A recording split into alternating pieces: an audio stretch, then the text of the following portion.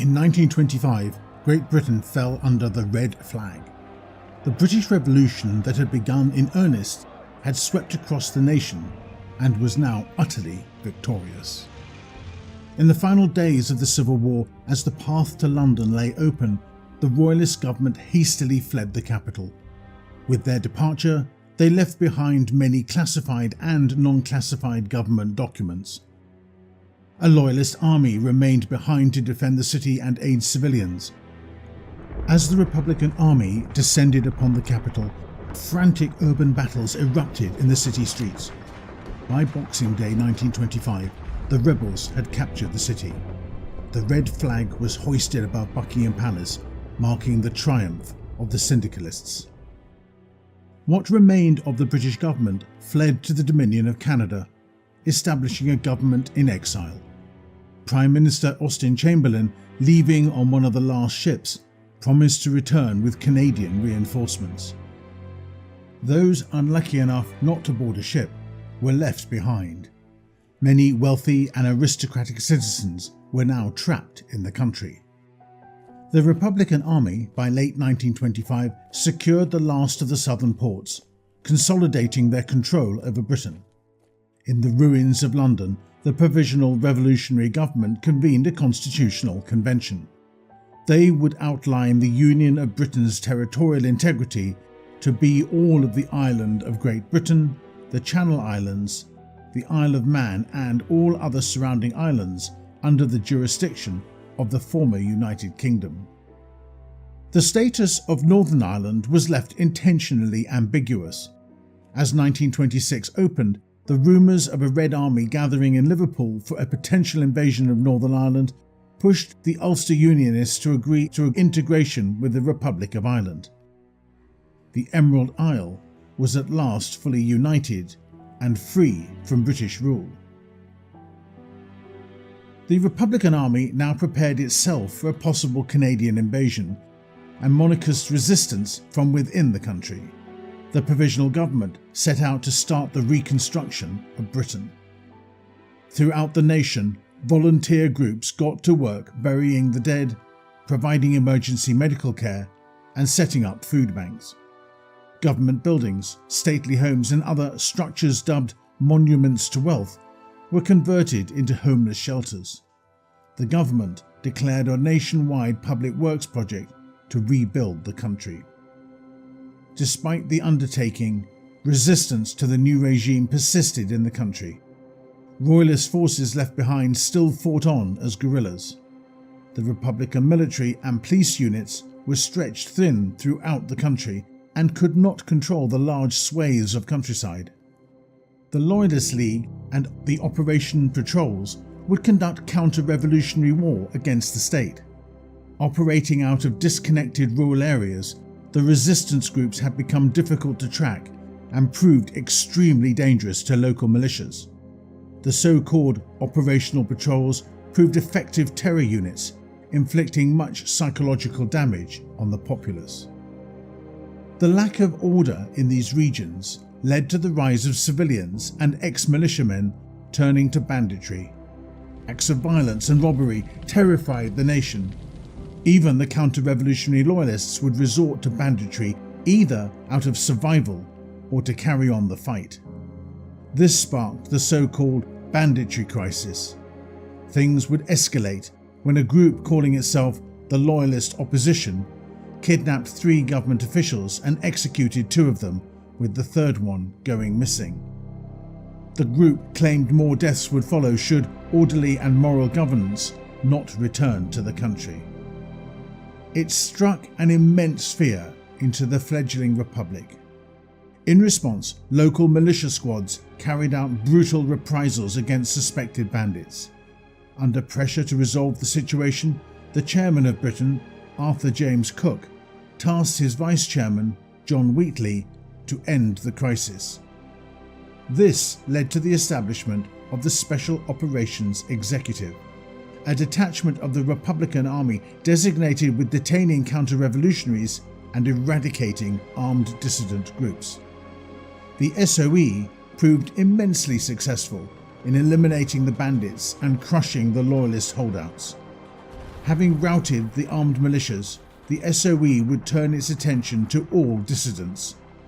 The British Red Terror would begin. Any member of a prohibited organisation would be taken into custody. Nobles were deemed counter-revolutionaries, and any members of the outlawed Conservative Party were arrested. Many would die or be savagely beaten while in custody. The detainees were imprisoned in internment camps and kept in poor conditions, leading to numerous deaths from disease, malnutrition, and general neglect. These actions appalled Union President George Lansbury. He declared that the People's Social Revolution had been stolen in a bloody coup. He announced his resignation for the presidency and made one last speech condemning the current state of the Union. "You have killed Britain's own sons. I hope that out of this terrible calamity there will arise a real spirit, a spirit that will compel people to give up reliance on force. If I had my way, I would close every recruiting station, disband the army and disband the air force. I would abolish the whole dreadful equipment of war and say to the world, do your worst." Chairman Cook would go on to win the Union presidency and then, through the Constitutional Convention, abolish the title, making his position as chairman the new head of state. Finally, as 1927 opened, the Constitution of the Union of Britain was formally brought into force. It established a secular state with universal suffrage to be governed by a federal Congress consisting of a provincial parliament and the Trade Union Congress representing the unions. The chairman of the Federal Congress would serve as its leader. The Union would also unveil its new flag. During the Revolution, various flags were used, such as a plain red flag for the Provisional Government, a defaced red duster for coastal militias, and a flag named the Old Republic Jack for the main inland army. The Union would decide upon a flag employing the old Republican colours of red, white and green, displayed horizontally, defaced with a new gear and torch, wholly unique to British syndicalism. At the first meeting of the Federal Congress, Chairman Cook opened by simply proclaiming, "Now's the day and now's the hour," the motto of the new syndicalist Britain. The first act of the government was to nationalise the whole economy and turn it over to the trade unions for workers' management. The country was facing a major food and oil shortage and lacked the key resources needed for its industry, the majority of which were previously imported from the Dominions, who now openly refused to trade with Britain and imposed embargoes. To compensate for the deficits, Britain restructured its trade and concentrated on its syndicalist neighbours and neutral countries. As a result, a regime of rationing was brought in. Basic foodstuffs like dairy, sugar, fruit, margarine, meat and tea, clothing and petrol were placed under strict rationing. The extreme rationing of petrol prompted the government to investigate the possibilities of synthetic replacements. A Dig for the Revolution campaign commenced, encouraging people to grow food and take up farming, leading to migration to the countryside, and a series of people restaurants were set up where a full meal cost no more than 9 pence. These programs managed to improve the quality of life for most people, especially the poor. This helped foster a sense of revolutionary spirit amongst the populace and acceptance of the new regime.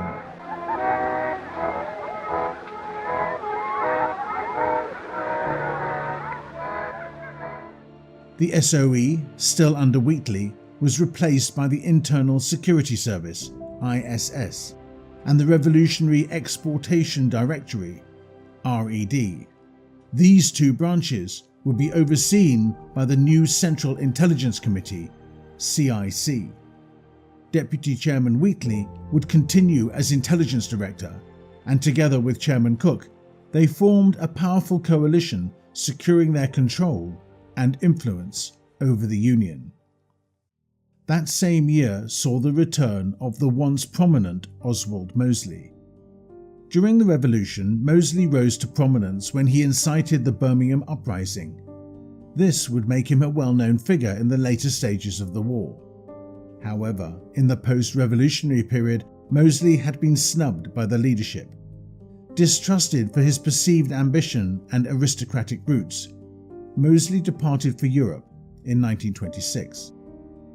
Long before the revolution, Oswald had served in the First Weltkrieg and was injured in a plane crash, leaving him with a permanent limp.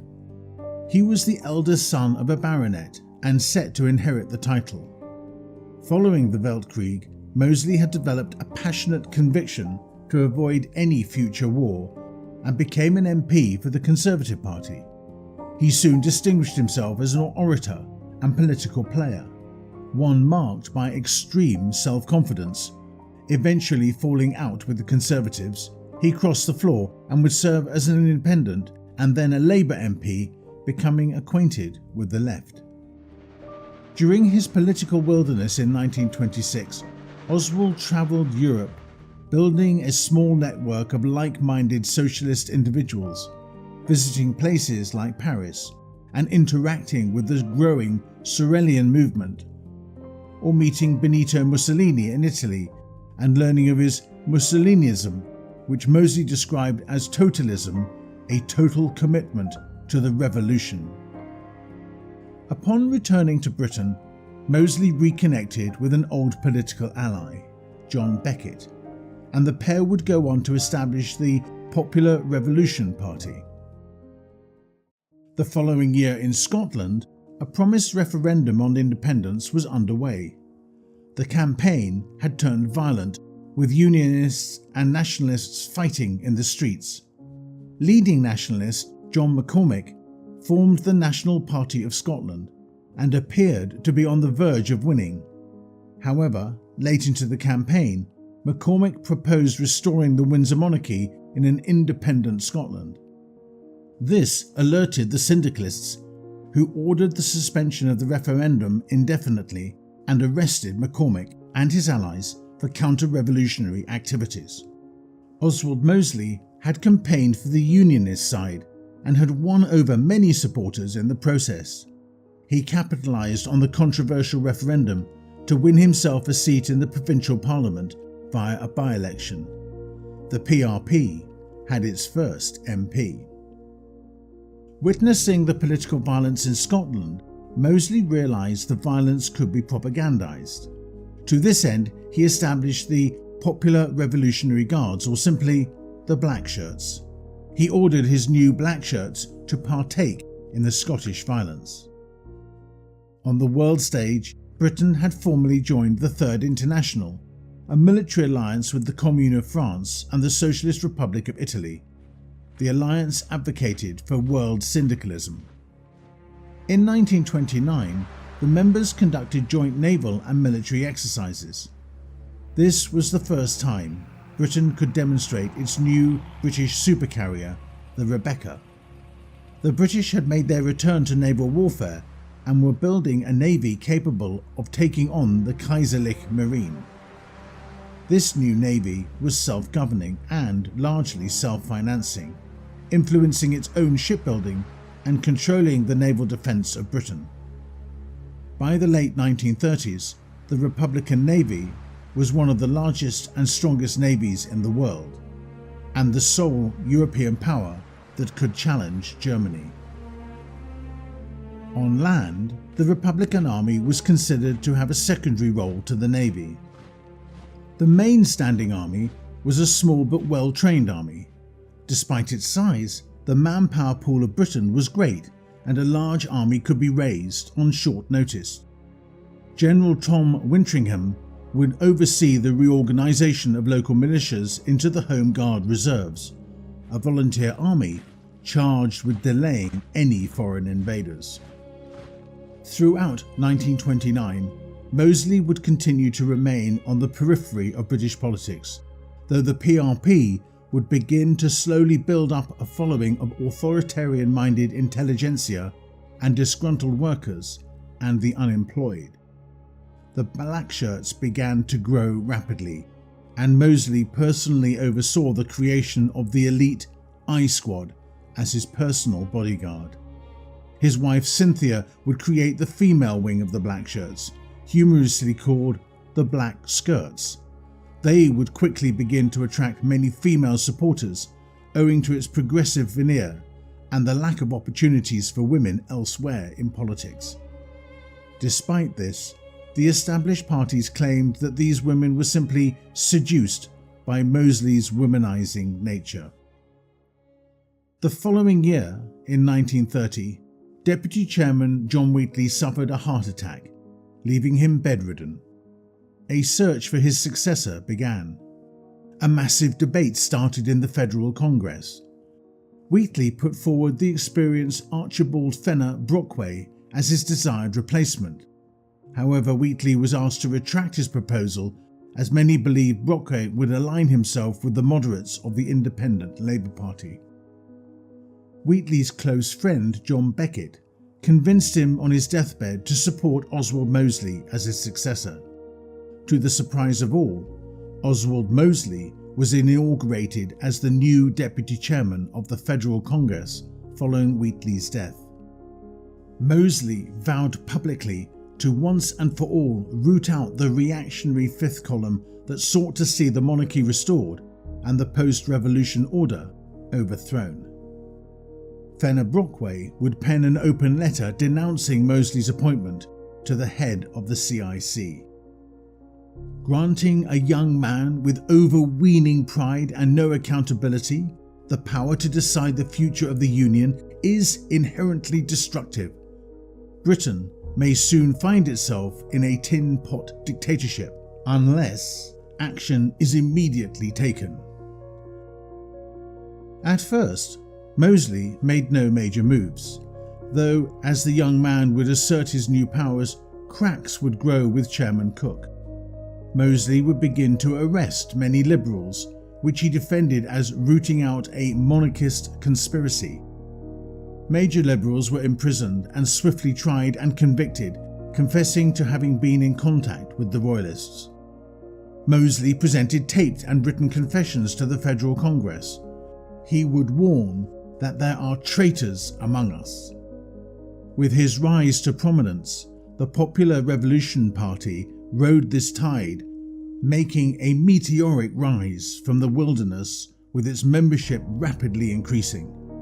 Despite the arrests, Cook did his best to rein in Mosley. By early 1931, Chairman Cook would announce he was stepping down due to his ongoing battle with cancer, and he nominated Thomas Mann as his natural successor. Mann was a major figure in the British Union and had aligned with Mosley against criticism from Brockway. Mann believed Mosley's promotion of orthodox syndicalism was the correct British way of life. Later that month, in the first regularly held elections, the Labour Party, now headed by Mann, and its coalition party of Mosley's Popular Revolution Party won in a landslide. As was expected, Mann reappointed Mosley as deputy chairman and head of the CIC, and formed a mixed cabinet of Labour and PRP notables. Mann allowed the CIC to drift slowly from TUC oversight and become solely responsible to the Executive Committee.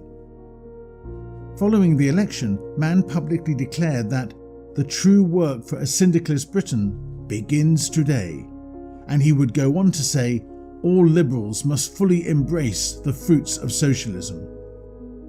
In private, he expressed, "A liberal is but a soft Tory." The press, already under moderate censorship, was gradually brought under the control of the Ministry of Information.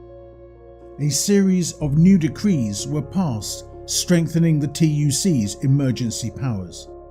Stafford Cripps, in his diary, would reveal that Clement Attlee remarked, "The Bullring Court will, should we carry on with tolerating Mosleyism, become the only court in currency." The Mann-Mosley coalition would continue the Union's efforts to expand and modernize, focusing on industrialization and gaining self-sufficiency. Further resources were poured into expanding the military and naval capabilities. In June 1932, Herbert Samuel and Philip Snowden, the leaders of the Liberal and Independent Labour parties, planned to merge to create a super-organisation that would be able to form a majority in the provincial parliament and hold the TUC to ransom. In response, Mann ordered the parliament to be prorogued and passed several new laws de facto outlawing opposition parties. Mann himself championed the new laws and declared, "The Union of Britain is a nation founded on and committed to syndicalism, and thus not in need of fractious ideological squabbling when the way forward is clear." Chairman Cook's greatest fault was his inability to end parliamentarianism. Let us fulfill his dream once and for all. For Mosley, these steps did not go far enough. He proposed to Mann to permanently disband the provincial parliament and cancel all future elections. He justified parliamentarianism was a sin of the reactionary regimes of yesteryear. The cabinet supported the proposal and pressured the chairman to agree. Consulting with Clement Attlee, Mann proceeded with plans to dissolve the provincial parliament, but instead chose to create a new chamber of Congress, albeit one much less powerful than the provincial parliament, the Councilist Assembly. Mosley felt betrayed by the choice, and a rift developed between him and the chairman. The TUC soon found itself developing distinctive political cliques. Mosley and his tight-knit group of followers began to push more and more of his Birmingham proposals, which stressed the need for total commitment to socialism and the maximum effort for the revolution, becoming known as the Maximalists, effectively made up of the old Popular Revolution Party. As Britain entered the mid-1930s, the Mann-Mosley divide had gotten progressively worse, and factionalism had divided the TUC. This political uncertainty would be the focus of the upcoming 1936 election. A fight lies before us, a fight for action, for vigour, for vitality and manhood in government.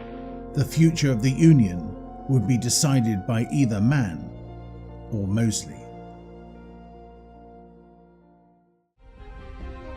Who do you think you are kidding, Mr. Mosley? Please like and subscribe.